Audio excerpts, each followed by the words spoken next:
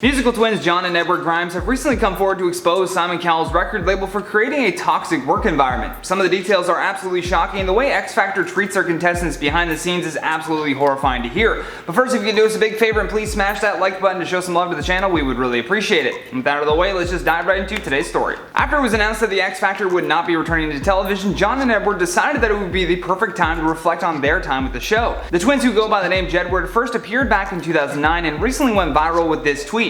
In the tweet they said, "The biggest regret in life was not telling the judges on X Factor to off." They go on to say, "Every contestant on the X Factor was a slave to the show and got paid zero while they made millions." The twins continued on Twitter with tweet after tweet condemning Simon Cowell, X Factor, and the music industry as a whole. They accused Simon of acting like a sort of mafia leader to the music industry and claim that groups such as One Direction and Little Mix are legally trapped in their contracts. They go on to say, "Facts are facts. We're putting ourselves in a very dangerous position speaking out. Victims in the music industry need to be heard. Fans have known for years." I really hope Jedward have some good lawyers though, because you know a conglomerate as big as this will have a legal defense team at the ready.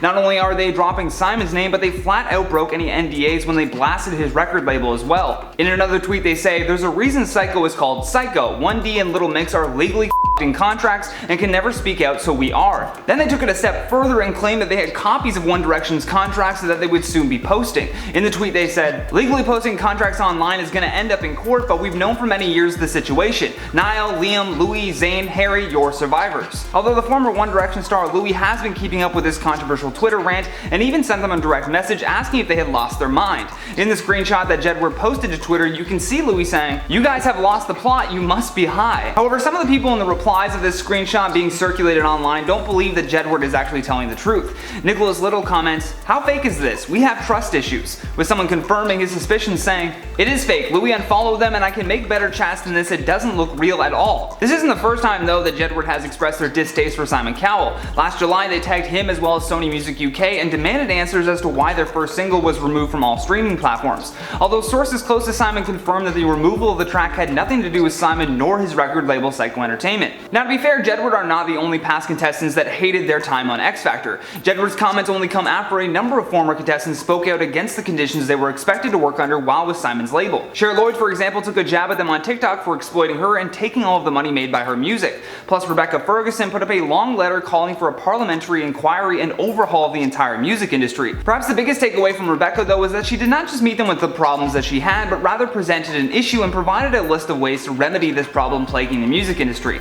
In the letter she writes, "By regulating the music industry and holding people to account, it will make for a happier and healthier working environment, which will in turn increase productivity. My proposals are not very different to other businesses. I just want the people working within the industry to have somebody above them so that they can never become so powerful that their actions are unpunishable. Music managers, agents, etc. should have a license, for instance, just like in sports. They should also face a tribunal should they mistreat an artist or employee. We need this all to be regulated. People involved should be accountable to an official independent governing body. Anybody that is against this does not love artists and wants to be able to keep an archaic system that does a disservice to music and humanity." I'd love to hear your thoughts on the story though, and while you ponder your response, let's check out some of your comments from the video titled "Top 10 YouTubers Who Should Quit in 2021. Again, just jokes. Just having fun, guys. Relax. Mara says, "The one dislike should explain themselves." Ah, they're fine. Melcat says, "Agreed, lol. I thought Nicole Arbor already left YouTube, the more you know." Hey, I'm just here to update you on what's happening. She's still uploading videos. Becca F says, "My favorite saying, no shade, but..."